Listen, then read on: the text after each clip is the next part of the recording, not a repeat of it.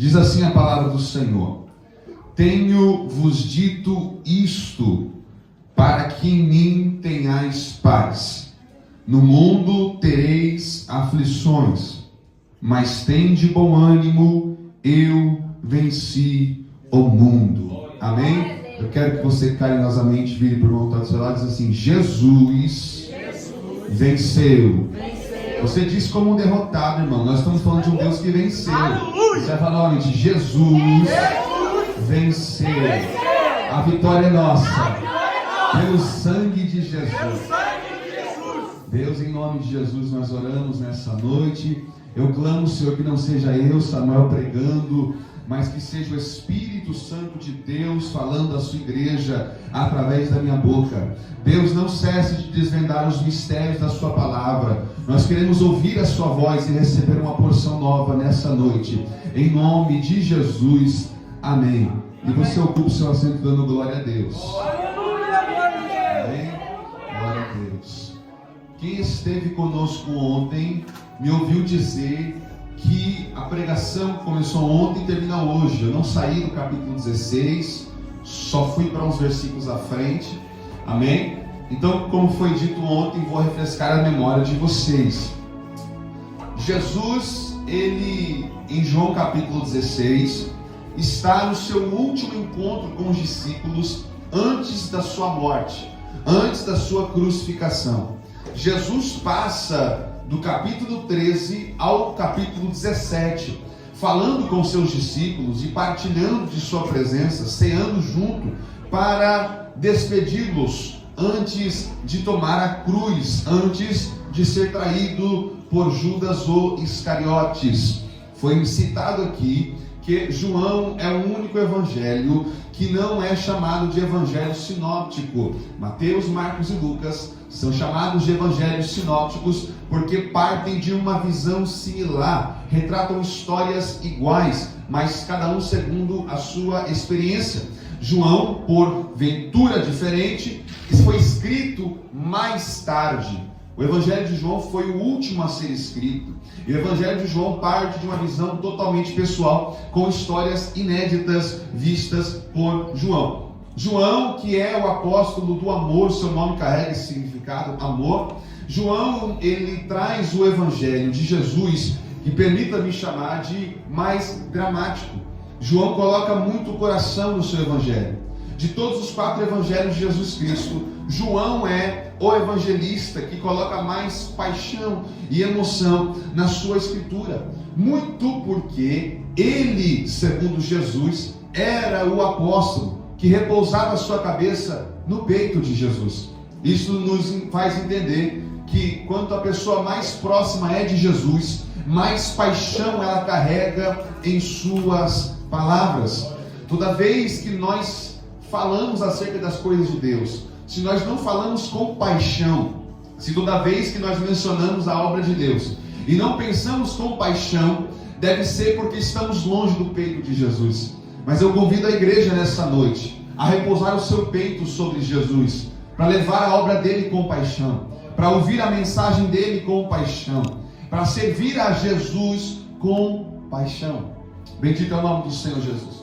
Como eu disse, Jesus está discursando para os seus discípulos no capítulo 13 ao capítulo 17, e no capítulo 14 se assemelha um pouco à mesma mensagem, o mesmo tópico, que é a ida de Jesus, mas a permanência do Espírito. E Jesus o tempo todo ele quer reforçar que os discípulos ainda terão paz, que os discípulos ainda terão esperança, porque até então a mensagem amedronta os discípulos. É bem verdade que toda vez que Jesus pregava, ele apontava para a cruz, e por muitas vezes os evangelistas colocam uma nota de rodapé, dizendo, porém eles não entendiam esta mensagem. Por quê? Na cabeça dos discípulos e seguidores de Jesus, não fazia sentido Jesus ter que passar pela cruz. É bem verdade que a expectativa dos judeus para um Messias era de um Messias monarca. O que é isso, pastor Samuel? É um Messias que iria tomar a nação, geograficamente falando, de Israel, para reinar, para politizar, para governar. Então, os judeus esperavam que Jesus viria para combater o Império Romano, para combater a ditadura romana imposto sobre os judeus. Mas Jesus, ele não vem montado em um cavalo grande, forte, ele vem montado em um jumento.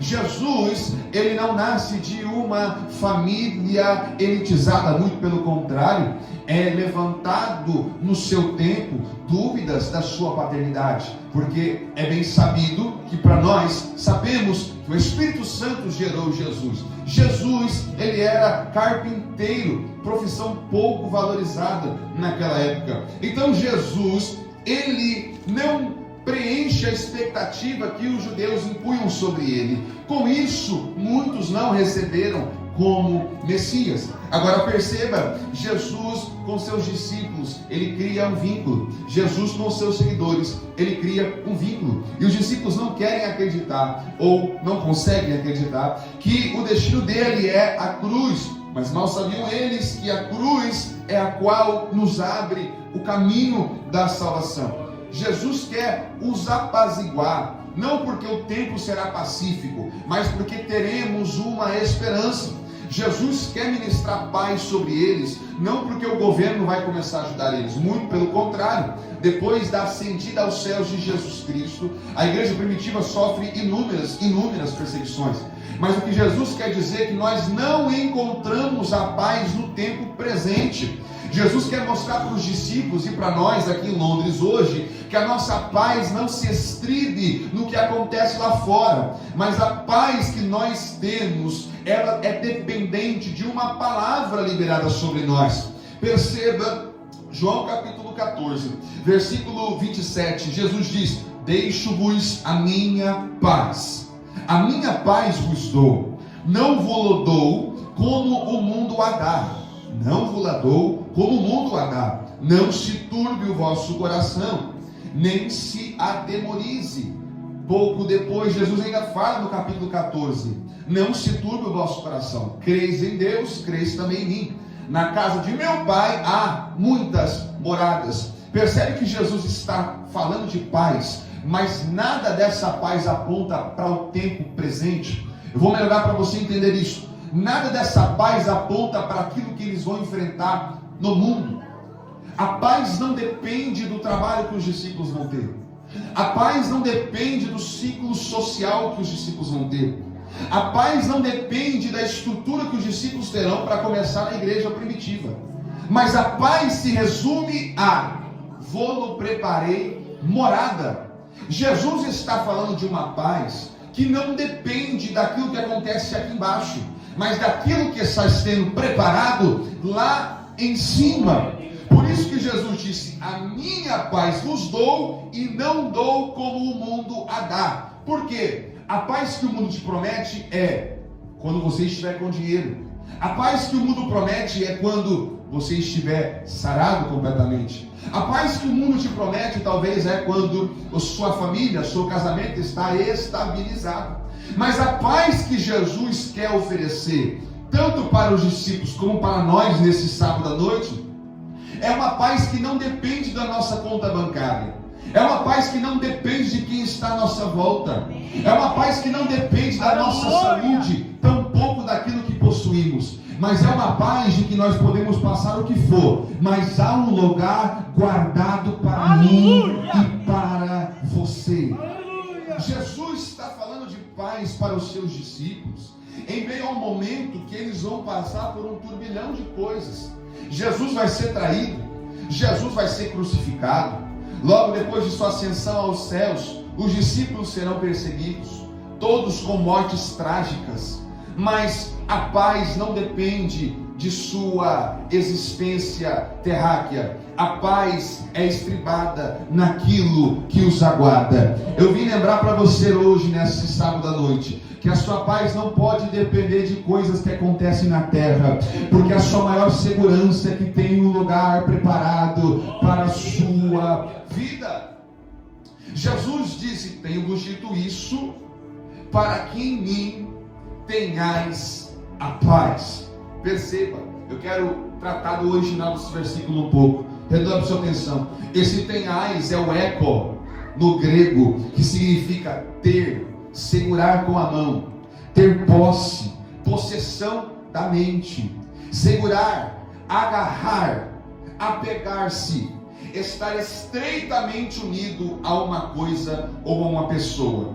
Quando Jesus diz, para que em mim tenhais, Jesus está dizendo, em mim você tem a posse de confiança. Perceba, Tiago capítulo 4, versículo 8 da Bíblia diz, achegai-vos a Deus, e Ele se achegará a vós. Achegai-vos a Deus, e Ele se achegará a vós. Quando Jesus diz, para que em mim tenhais, Ele está dizendo, em mim você tem o insurance. Como é que é essa palavra em português que eu acabei de esquecer? Em mim vocês têm a segurança. Em mim vocês têm a confirmação de que vocês possuem algo. Talvez no mundo, o mundo te prometeu dar alguma coisa. Talvez o mundo te prometeu dar carro. Talvez o mundo te prometeu dar alegria. Mas tudo isso é passageiro. Mas quando Jesus diz, para que em mim tenhais a paz, a posse dessa paz, embora Deus entregou, ela é sua. Perceba, como eu disse aqui, o tenhais no original é agarrar, possuir, prender-se, apegar. Jesus está dizendo, a paz que eu tenho não é por uma noite, a paz que eu tenho não é por uma semana, a paz que eu tenho eu vou lá dou, eu dou para você, é posse sua. Você agarra, você toma, você sente, você guarda para si. Essa é a diferença daquilo que o mundo oferece e daquilo que só Jesus pode oferecer.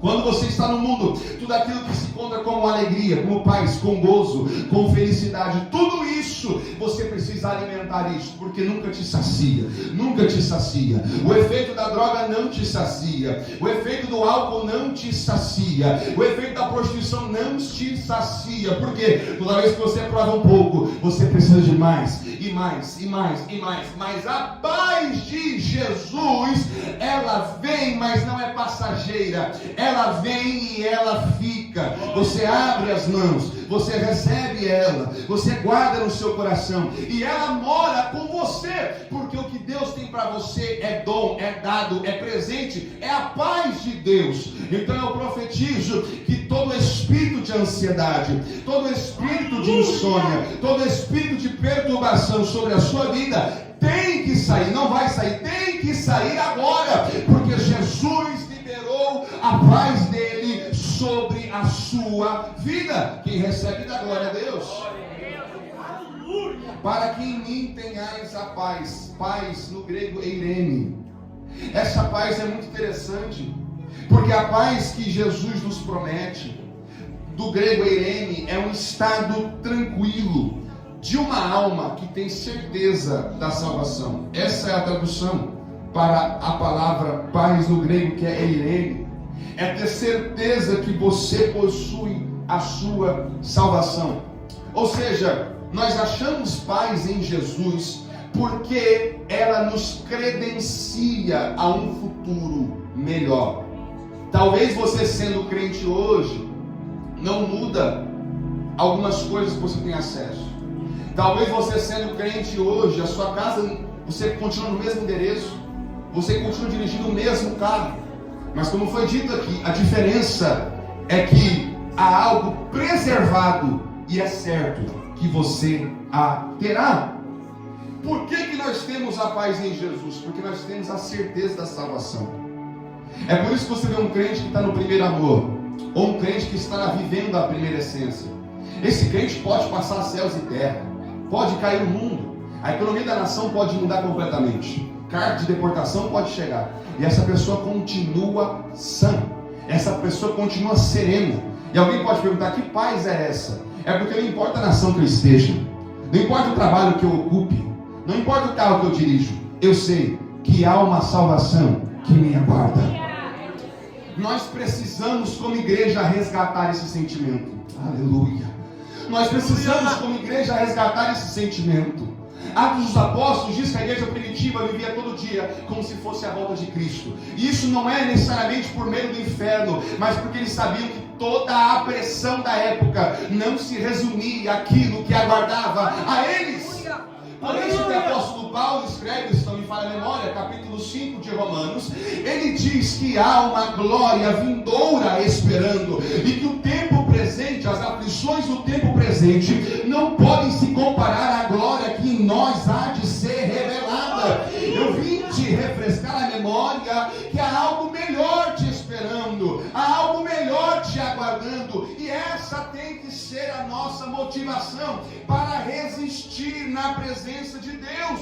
A sua motivação para resistir na presença de Deus não pode ser aquilo que Ele te dá, não pode ser aquilo que Ele te proporciona, não pode ser a bênção, a provisão que Ele pode dar, tampouco a cura. A sua resistência tem que ser baseada em um pensamento que há um lugar melhor te esperando. Só quem quer viver essa eternidade com Deus. Aleluia! Aleluia! Tenho-vos dito isso, para que em mim tenhais paz, para que em mim tenhais a paz, para que em mim tenhais a paz. Sabe o que eu acho interessante? Nós limitamos o nosso pensamento no que se concerne ao céu. Quando você pergunta para alguém, por que você quer ir para o céu? Quais são as características que te cativam de estar no céu? Alguém pode dizer são as ruas de ouro. Alguém pode dizer são os muros de jaspe ou os muros de cristal. Ou alguém pode dizer porque lá não tem noite, só tem dia. Mas sabe o que eu acho interessante? Nós negligenciamos até o céu, porque o ouro do chão do céu não é para valorizar o céu, é para desvalorizar o ouro. O muro de jaspe e cristal não é para valorizar o céu, é para desvalorizar o jaspe e o cristal. Sabe por quê? Porque o céu só é o que é, não porque o que a reveste, mas por quem mora lá. O céu só é o céu porque Deus está lá. Perceba, eu quero fazer uma nota de rodapé. Nós voltamos para João capítulo 16. Mas Êxodo capítulo 3, quando Moisés vê a sarça pegando fogo e não se consumindo, ele nota que é Deus, e a voz de Deus diz: tire as sandálias dos seus pés, porque o lugar que estás pisando é terra santa. Sabia que aquele lugar se torna o céu para Moisés? Por que, pastor Samuel? Porque o céu não é um local geográfico. O céu é a presença de uma pessoa. Vou repetir. O céu não é um local geográfico. O céu é a presença de uma pessoa. O céu pode ter ruas de ouro, o céu pode ter muros de jaspe e cristal, mas se não tem Deus, é vão. Se não tem Deus, é descartável. A nossa esperança de ir para o céu não é ter medo do inferno. A nossa esperança de ir para o céu não é porque queremos andar em ruas de ouro. A nossa esperança de ir para o céu não é porque queremos ver jaspe e cristal. A nossa esperança de ir para o céu é porque nós encontraremos uma pessoa naquele lugar. Eu quero mudar a sua motivação de ser um crente salvo. Não seja crente por medo do inferno, e tampouco pela usurpação do que tem no céu. Você precisa servir a esse Jesus e querer ir para o céu, porque lá Ele te aguarda para dizer: vinde, benditos de meu Pai, vinde para as bodas do Cordeiro. Nós temos a paz, não porque o céu é bonito, mas porque o céu está morando o nosso Salvador. Só quem quer encontrar o Salvador, dá glória a Deus. Jesus disse: para que em mim tenhas paz. Eu venci o mundo. A palavra venci no grego nikao. E é muito interessante pensarmos nessa palavra, porque a tradução do grego para venci é quando alguém é processado pela lei e ela vence o caso, ou até mesmo não somente vencer o caso, mas sobrecarregando, ou melhor dizendo, tomando posse do mandato de alguém, da causa de alguém. Quando Jesus diz eu venci o mundo, na visão original do grego, ele está dizendo: a causa que era sua, eu tomei para mim e eu já a venci. É por isso que Jesus na cruz do Calvário, ele diz: está consumado. No grego tetelestai, esse tetelestai também carrega um peso poderoso, porque não é só eu venci o mundo. Quando ele diz em João 16, não é somente eu venci o mundo, e nem tampouco na cruz está somente consumado, mas no grego original está consumado. Tetelestai significa aquilo que eu escrevi está escrito e ninguém pode apagar, ou também o que eu fiz está feito e ninguém pode desfazer. Ou seja, quando Jesus morre na cruz do Calvário e diz está consumado, ele está dizendo eu paguei o preço de uma vez por todas. Eu tomei a conta de uma vez por todas. É como se Jesus pagasse uma conta, uma parcela, e diz assim: não tem mais cobrança, é a parcela final. É isso que Jesus brada na cruz do Calvário. E Ele está lembrando a mim e a você nessa noite: está pago, está feito, eu venci, eu tomei a causa, eu justifiquei, eu já assinei, já coloquei o anel, eu já selei com o meu anel, porque Jesus está dizendo para alguém: eu venci, o mundo está consumado, o pecado não pode te apontar mais, o diabo não pode te apontar mais, a vergonha não pode te apontar mais, porque Jesus já venceu o mundo, e Ele disse: está consumado. Você é livre, você é livre, você é livre, em nome de Jesus.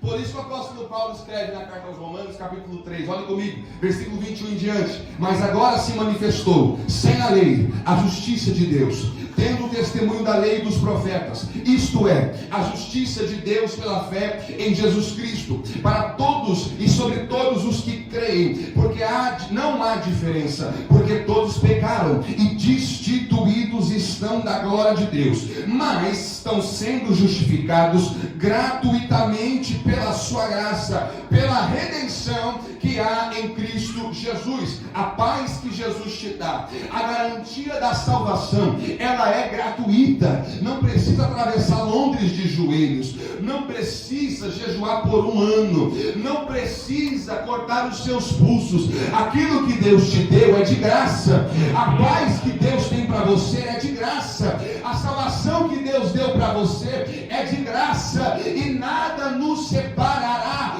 do amor de Deus. O apóstolo Paulo escreve na carta aos Romanos, capítulo 8, que nem potestade, nem, aleluia, consegue me ouvir, igreja? Nem potestade, nem altura, nem profundidade, nem largura, nada nos separará do amor de Deus que há em Cristo Jesus. Então perceba, Jesus está nos mostrando que aquilo que Ele fez para a nossa vida, ela é feita de uma vez por todas. No Antigo Testamento, toda vez que pecava, precisava ir ao sacerdote e dizer: sacerdote, coloque na sua oração um sacrifício o meu pecado. O sacerdote ia, colocava a mão sobre o cordeiro e começava a jogar todo o pecado sobre esse cordeiro e o sacrificava. Mas agora não, Jesus está dizendo que de uma vez por todas Ele venceu o mundo, de uma vez por todas Ele venceu o pecado, de uma vez por todas Ele venceu o diabo e toda a morte. O que eu quero te lembrar é que você não está distante da sua santificação, você não está distante da sua salvação, porque o que era mais difícil, Jesus já fez por você. O que era mais difícil, Jesus já fez por você. O que você precisa fazer hoje é se sujeitar a Ele, tomar posse da paz dEle e dizer: Jesus, eu quero viver na sua paz, eu quero viver na sua alegria, eu quero viver no seu gozo, eu quero viver na sua presença, porque somente a sua presença me garante a salvação. Aleluia, bendito o nome do Senhor. Isso aqui eu acho interessante. Primeiro, Jesus nunca foi obrigado a descer. Jesus nunca foi obrigado a se fazer homem. Sabia disso? Deus o Pai nunca chegou em Jesus e disse: Jesus, tu precisa descer. Não. Jesus, segundo Filipenses capítulo 2,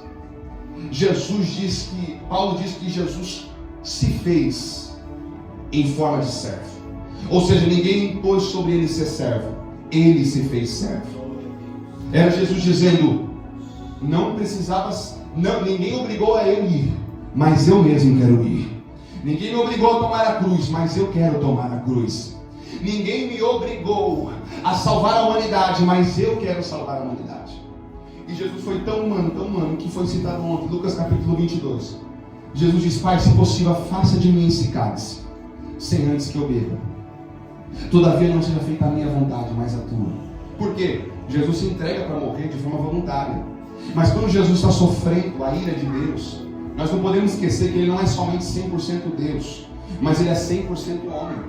Ou seja, ele sente a dor, ele sente o peso, ele sente a opressão dos ares, ele sente a ira de Deus, porque o pecado irrita tanto a Deus que Deus quer fulminar o pecado, e Deus fulmina o pecado na pessoa de Cristo. Alguém pode pregar usando uma conjectura dizendo: na cruz, Deus o Pai virou o rosto para Jesus. Segundo a minha visão teológica, eu discordo, porque Deus precisava olhar para Jesus, se fazendo de maldito, para fulminar a sua ira contra o pecado.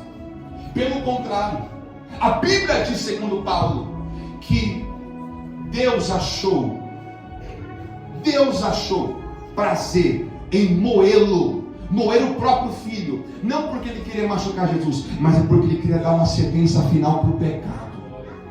Só que sabe o que eu acho lindo? Tudo isso nos faz ser livres hoje. Glória a Deus, aleluia. Você pegou hoje?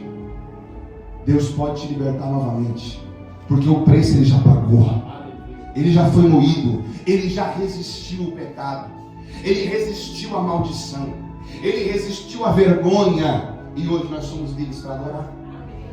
Aleluia. E Jesus, nessa missão que ele teve de vir ao mundo e ganhar o mundo, porque João capítulo 3, versículo 16 diz que ele veio para todo aquele que nele crê não pereça, mas tenha vida eterna. Perceba, ele amou o mundo, ou seja, o viés de Jesus, a vontade de Jesus é abraçar o mundo, é salvar o mundo. E se eu te disser que Jesus teve uma oportunidade de ganhar o mundo, só que antes da cruz? E se eu te disser que Jesus teve a oportunidade de tomar posse do mundo sem ir para a cruz? Mateus capítulo 4. No deserto, na tentação de Jesus, Jesus está sendo tentado pelo diabo. Olha o que diz o versículo 8. Novamente transportou o diabo a um monte muito alto e mostrou-lhe todos os reinos do mundo e a glória deles, e disse: tudo isso eu te darei, se prostrado me adorares. O diabo oferece a Jesus um corta-caminho. O diabo oferece a Jesus uma antecipação daquilo que Jesus estava completando. Você quer o mundo, Jesus? Toma. Você quer os reinos? Toma. Somente se prostra e adora. Sabe o que eu entendo aqui? Nem tudo que no mundo espiritual se corta caminho vem de Deus. Há processo que precisamos passar. Jesus olha para a cara do diabo e ele responde com Bíblia. Ele diz: aparta-te de mim, Satanás, porque está escrito: ao Senhor Deus, somente a Ele adorarás e servirás. Jesus teve a oportunidade de tomar posse desse mundo, alcançar todo mundo, sem ir para a cruz. Só que ele sabia que, segundo o diabo, era uma vitória, mas para Jesus seria uma derrota. Seria uma derrota contra o diabo, porque ele teria um mundo, mas não teria a obra da salvação. O que o diabo oferece é superficial. O diabo oferece o mundo, mas Jesus não quer somente o mundo. Jesus quer cada vida, cada alma, não o mundo propriamente dito, não o cosmos propriamente dito. Ele olha para cada pessoa com o mesmo olhar de amor. Ele olha para cada um de vocês aqui nessa noite com o mesmo olhar de amor. O diabo oferece a Jesus o mundo como forma de usurpação, como forma de poder, como forma de autoridade. Só que Filipenses capítulo 2, versículo 7 e 8 vai dizer que ele não teve por usurpação ser como Deus. Jesus Cristo não teve por usurpação ser como Deus, ou seja, ele não achou em si vontade de ser gloriado para o Pai, para vir na terra, mas ele se despiu de sua glória somente para alcançar a mim e a você. Aleluia. Sabe o que eu acho interessante? Jesus, ele rejeita a proposta do diabo, ele resiste à proposta do diabo. E ele diz: não é dessa forma que eu vou ganhar o mundo, porque essa forma é muito imposta, essa forma é muito carnal. Eu quero ganhar cada um com um gesto de amor. Eu não estou negociando o mundo. O que o diabo estava fazendo com Jesus era uma negociação. Eu te dou o mundo e você adora a mim. Era uma negociação. Mas quando Jesus olha para o mundo, ele não quer negociar o mundo, ele quer fazer uma oferta. Entende aqui? Por isso que João capítulo 3, versículo 16 diz: Deus amou o mundo de tal maneira que ele entregou. Porque a maior forma de amor é a entrega. Já viu uma pessoa amar e ela não entrega nada? Já viu uma pessoa que ama, mas não faz nada por outro? Nós amamos, e quando amamos algo ou alguém, nós ofertamos nosso tempo, ofertamos a nossa força, ofertamos nosso intelecto, ofertamos os nossos talentos, porque nós amamos. Se Jesus está no mundo de acordo com o diabo estava fazendo, ele ia tomar por imposição, mas Jesus não veio impor ninguém. Jesus veio ofertar, ser a própria oferta, e diz: quem quiser vir após mim, venha, tome a sua cruz e siga-me. Jesus está mostrando para a fé de Londres hoje que o que ele fez, o que ele resistiu, não foi por barganha nem negociação, mas foi por amor. Por amor você está aqui, por amor você tem vida, pelo amor você tem esperança, pelo amor você tem ainda dias melhores para vir, por amor você tem um céu que te aguarda, e por amor você tem uma eternidade que te aguarda também. Só que vem a cruz. Jesus não aceita a proposta do diabo, e ele vai seguir segundo plano. Mateus capítulo 28, versículo 18. Depois que Jesus morre na cruz e ele é ressurreto, sabe o que ele diz? Todo o poder e toda a autoridade me foi dada no céu e na terra. Era Jesus dizendo: eu não me prostrei para o diabo no deserto, mas eu fui fiel até a cruz. Eu fui fiel na cruz, eu resisti na cruz. Então talvez o diabo me ofereceu um poder superficial, mas por causa da cruz, todo o poder me foi dado no céu e na terra. Eu quero pregar para você, para te lembrar que todo o poder é centralizado nesse Deus Jesus, porque ele se fez pecado, ele se fez maldição. A Bíblia diz: maldito é aquele que for pendurado no madeiro. Jesus se fez maldição, mas agora todo o poder está sobre ele, todo o poder está sobre a pessoa de Jesus Cristo. É por isso que ele diz: em mim tenhais paz, porque eu venci o mundo. Ele venceu o mundo, ele não negociou o mundo. O diabo quer negociar o mundo para Jesus, mas Jesus não vai negociar, Jesus vai vencer.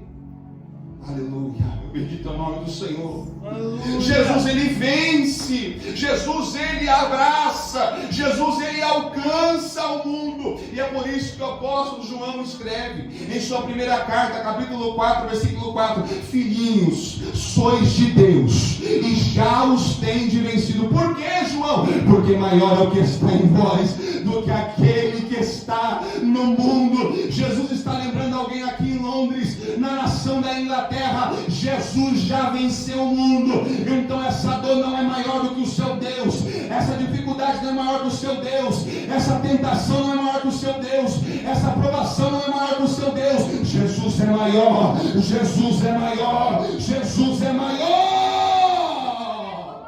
Só quem adora esse Deus, meu Deus, adora esse Deus por alguns segundos, adora esse Deus por alguns segundos, porque ele venceu, ele venceu, ele venceu. Maior é o que está em você, maior é o que está em você. Aleluia.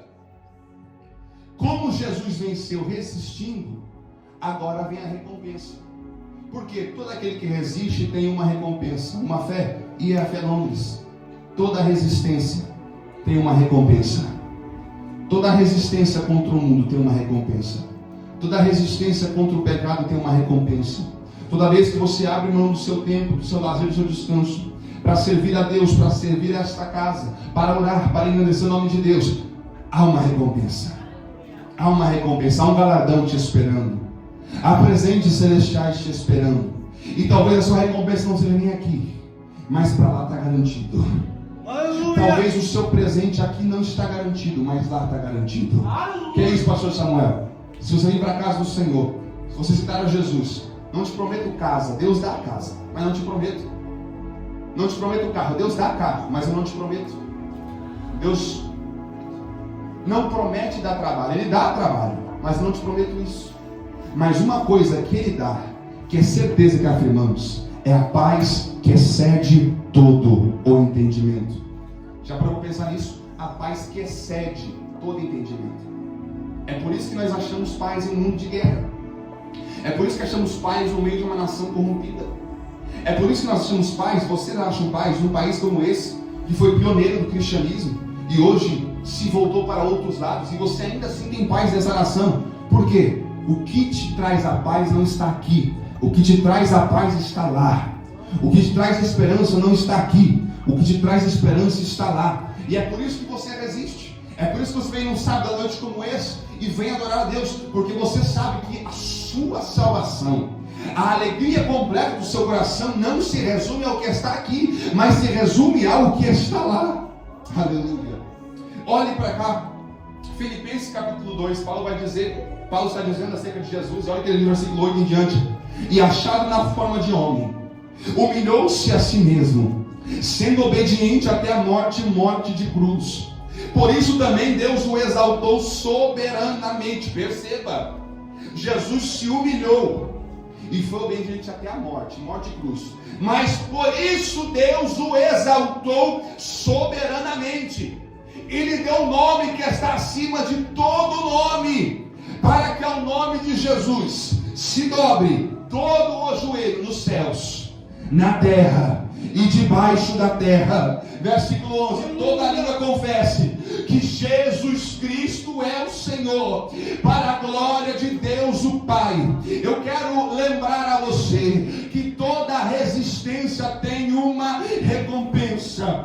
Jesus se fez carne, Jesus se fez pecado, Jesus se fez servo, mas por concluir a obra que aceitou, ele teve um nome exaltado, ele teve um nome soberano, ele recebeu um nome poderoso, ele recebeu um nome que tem toda a glória. Talvez você esperou uma mensagem diferente da minha pessoa nessa noite, mas esta é a mensagem central da Bíblia Sagrada: é que Jesus tem todo o poder, é que Jesus tem toda a glória, é que Jesus possui toda a honra, é que Jesus é merecedor de todo louvor e de toda a adoração. Se somente bênçãos te move para estar na presença dele, você não é salvo. Se somente provisão te move para estar na presença dele, você não é salvo. Se bens materiais te movem para estar na presença dele, você não é salvo. Sabe o que tem que mover a nossa vida?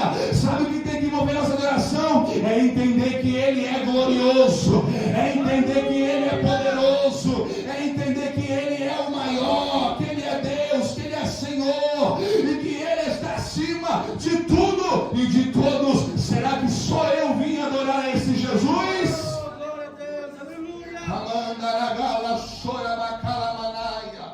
Eu quero te convidar a se colocar sobre os seus pés nessa noite. Aleluia. Nós vamos orar nessa noite, pedindo para que Jesus resgate os nossos cultos. Por que, pastor Samuel, você está criticando essa igreja? Pelo contrário, esse problema não é um local, esse problema é mundial. Nós estamos deixando a centralidade do evangelho ir embora. Nós estamos deixando a centralidade do culto ir embora. Qual que é a centralidade do culto, Samuel? É Jesus. Já percebeu que tem gente que vai para a igreja quando as coisas apertam? Somente. Já percebeu que tem pessoas que só ficam firmes quando as coisas estão difíceis? Mas não é a dificuldade que tem que nos mover. Deus já nos deu a paz. Nós resistimos porque ele é poderoso, e somente por ser quem ele é, nós o adoramos. Aleluia! Nós não podemos adorar a Deus por aquilo que ele faz. Nós não podemos adorar a Deus por aquilo que ele oferece. Nós temos que adorar a Jesus Cristo somente por aquilo que ele é. Jesus, eu quero pedir para essas duas almas repetirem comigo essas palavras. Diga comigo: Senhor Jesus, eu te recebo como meu Senhor e Salvador da minha vida. Perdoa os meus pecados e escreva meu nome no livro da vida e me guarda até a sua volta. Amém. Só a igreja que está feliz com essas duas almas vai aplaudir com felicidade, com alegria.